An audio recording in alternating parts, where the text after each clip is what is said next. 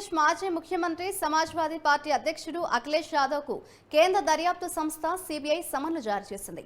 అక్రమ మైనింగ్ కేసులో సాక్ష్యం ఇచ్చేందుకు ఢిల్లీలోని తమ కార్యాలయానికి రావాల్సిందిగా సిఆర్పిసిలోని సెక్షన్ 160 కింద నోటీసులు జారీ చేసింది. 100 కోట్ల విలువైన ఈ అక్రమ మైనింగ్ కుంభకోణానికి సంబంధించి 2019లో సిబిఐ కేసు నమోదు చేసింది. గనుల తవ్వకంపై జాతీయ హరిత ట్రైబ్యునల్ నిషేధం ఉన్న 2012-16 మధ్య కాలంలో అక్రమ మైనింగ్ కు అధికారులు అనుమతి ఇవ్వడమే కాకుండా లైసెన్సులు పునరుద్ధరించారన్నదే ఆరోపణల నేపథ్యంలో ఈ నోటీసులు జారీ చేసింది. 2013 ఫిబ్రవరిలో మంత్రిగా అఖిలేష్ 14 ప్రాజెక్టులకు అనుమతి ఇవ్వడం, అదే నెల 17వ తేదీన ఏకంగా 13 ప్రాజెక్టుల లీజ్ పై సంతకం చేశారు. ఇందుకు సంబంధించిన ఉత్తర్వులు సీఎం కార్యాలయం నుంచే రాగానే ఈ టెండరింగ్ ప్రక్రియ నిబంధనలు ఉల్లంఘించి హమీర్పూర్ జిల్లా మెజిస్ట్రేట్ చంద్రకళ లీజ్లకు సంబంధించిన వ్యక్తులకు అప్పగించారని సిబిఐ పేర్కొంది.